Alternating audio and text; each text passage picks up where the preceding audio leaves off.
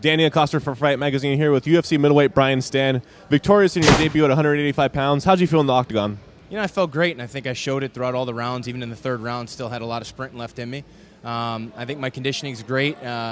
Sergeant George Lockhart in the Marine Corps controlled my weight cut, and he did a fantastic job, very scientific, and it showed.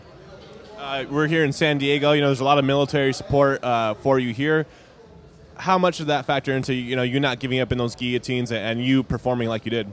Oh, it was huge. It's a dream come true to come and fight in San Diego, home to thousands of our heroes. It was great, and you hear it. And every time I got out of the guillotine, which I love when people go for that on me, but every time I got out, them going nuts, it just fuels you. And then the third round, when I almost knocked them out, they were going nuts, and obviously whiffed with the big head kick. And but it was great. It was a dream come true to fight in front of these guys. They're the real heroes, and for us to come here, put on a show like we did, it makes me very proud.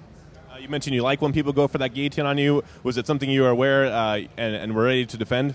Oh, yeah. Whether I'm in Atlanta training with Roberto Travin or I'm in Albuquerque training with Greg Jackson, I got people slapping all kinds of submissions on me. It was a definite hole in my game a year and a half ago, and we've put a lot of work in curing it. And, I'm doing jiu-jitsu every single day, and I'm wrestling every single day. So people who think I'm not evolving, they're wrong. And hopefully I showed a little bit of that tonight, but not too much. Feeling the referee stop the fight, you securing the tap out, what was your reaction to that, first submission win of your career? It just brought a smile to my face. I laughed because a buddy of mine who's also an amazing middleweight fighter, Tom Kong Watson from England, he mentioned that's how he thought the fight was going to get ended because I was catching a lot of guys in it in practice. So go figure, it happened. And, most cards, there's one or two submissions, and that's it. Guys competing for the sub of the night bonus. Of course, I get a submission, and there's 4 different submissions. So what are you going to do?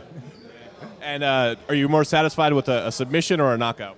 Honestly, I like a knockout better, but anytime it doesn't go to the judges. And I found that out, in the first fight tonight, it was a very close decision. I thought Steinbeiss won clearly, and they gave it to the wrestler who got the takedown. So I in the third round, Greg Jackson, my corner, told me, don't let it go to the judges. Finish this fight in this round. I didn't want to lose a decision and put it in their hands. Did you feel that it was a 1-1 fight going into the third, or did you feel up on the cards? No, I felt up on the cards. I actually saw the scoring. Only one judge gave him the first round. The other 2 gave me the first and the second. So I think I was clearly ahead on the cards, and I would have won. But that first round was close. I mean, Mike's tough, and he's a national champ wrestler at the high school and junior college level.